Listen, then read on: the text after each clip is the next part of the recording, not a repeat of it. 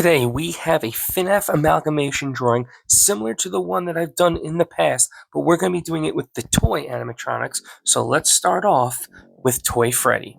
I'm going to be treating each one of these exactly the same, so I'm going to have the nice black bold outlines across the entire thing. I'm also going to give each of the characters a nice stitched look. I want to make it look like each of the characters have been bolted together and amalgamated into a new creepy and cool design. But the biggest question that I have for you all out there is, what should I call this character?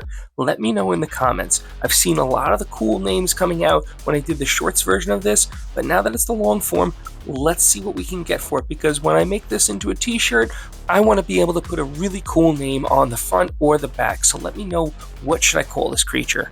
Now, for each of these designs, I am going for a semi-realistic look. I'm going to try and basically apply as much realism as I can, but within a time constraint. I'm not going to spend more than an hour on each one of these sections.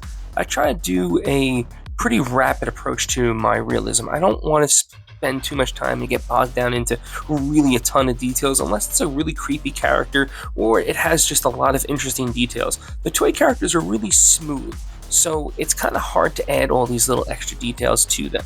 One of the cool things about all the characters that are going to be amalgamated in this particular section is how they all kind of fit into this crazy jigsaw-like pattern. I mean, when you look at it, it doesn't look like it should work, but at the end of the piece, it becomes almost like this really cool new character that you almost wish you can kind of see in the games, or maybe that you would see in the games. This would be kind of like a concept art. This would not be a final piece by any stretch of the imagination, but for the artists of the games, it would be something that they could take and then make their own. I just kind of like adding my own little artistic flair, if you will, to it. But we're just going to wrap up a little bit of final details as we now head on over to Toy Bonnie.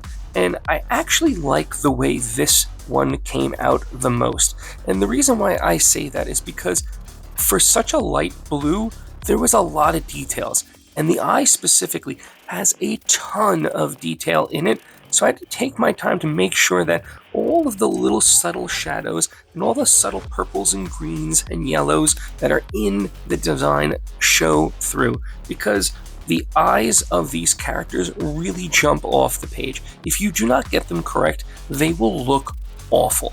And I was actually genuinely happy with what I was able to achieve in the time constraint that I gave myself.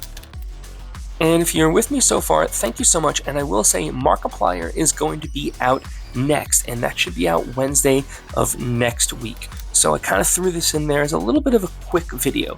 But now we're going to head on to Mangle.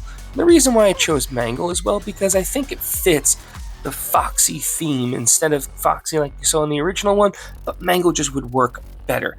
A really quick tip for alcohol markers: as you're seeing that I'm blending here, I'm using two colors that are very, very similar and then feathering them over the top. But if you're having problems, use a colorless alcohol marker to help blend everything out as you're seeing here.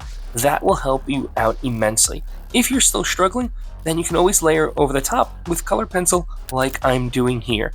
But I need to ask you just one final thing. Is this worth a subscribe or a follow? Let me know in the comments, because this thing took me quite a bit of time and I really love the way it came out. So thank you so much for stopping by, and I'll see you all in the next video.